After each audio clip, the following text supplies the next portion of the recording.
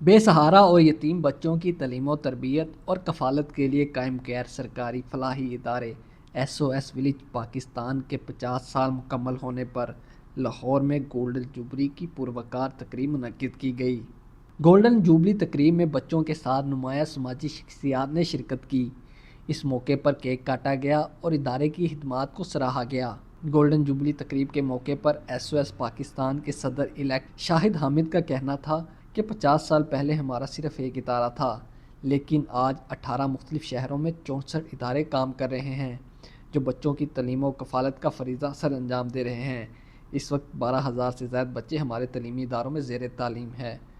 اس کے علاوہ بڑی خوشی سے میں آپ کو بتلا سکتا ہوں کہ جہاں 50 سال پہلے ایک ادارہ تھا، آج 64 ادارے ہمارے ہیں سارے پاکستان میں۔ 18 مختلف شہروں میں ہمارے ادارے ہیں، سندھ میں، کراچی میں، ترپارکر، جام شورو، خیرپور، ملتان، میاں چنو، کوئٹہ، دودیال، پنڈی، کھاریاں، سیالکوٹ، لاہور۔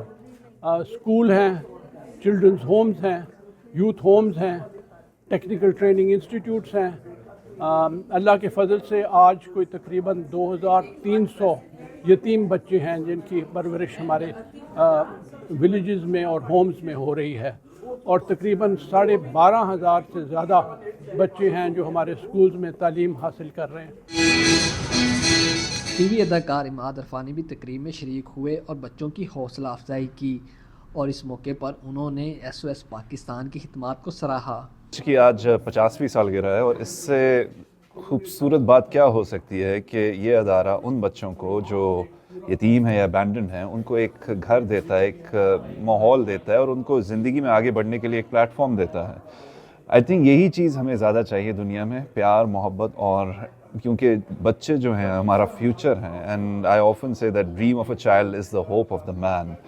تو S O S villages have been there for the last 50 years, اور اب بھی اتنا اسٹرائیو کر رہے ہیں ایک ولیج سے۔ ناؤ وی ہیو 64 ولیجز ان پاکستان۔ سو آپ امیجن کر سکتے ہیں کہ کتنے بچوں کو جو کہ انڈر پریولیجڈ ہیں ان کو ایک پلیٹ فارم دیا جاتا ہے، ان کو ایک گھر دیا جاتا ہے، ان کو پڑھائی تعلیم دی جاتی ہے۔ تو اس سے زیادہ بڑی بات میں کیا کر سکتا ہوں؟ یہاں پہ آ کے مجھے اتنا تھیراپیوٹک لگتا ہے، اور میں نے زندگی میں بہت سے رولز پلے کیے ہیں، لیکن being the brand ambassador of SOS Villages Pakistan, I think this is the most important role I'm playing in life.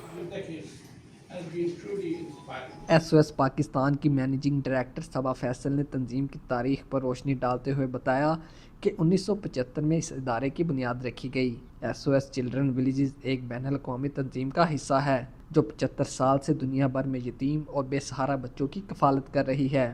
Pakistan میں یہ تنظیم 50 سال سے سرگرم ہے اور اب تک 18 مختلف شہروں میں 64 فلاحی منصوبوں پر کام کر چکی ہے، جن میں آزاد جموں کشمیر بھی شامل ہے۔ S O S children villages Pakistan میں 1975 میں لانچ ہوا، اور ہماری جو فاؤنڈنگ پریزیڈنٹ ہے مسز ثریا انور، وہ اس آئیڈیا کو یہاں لے کے آئیں پاکستان میں۔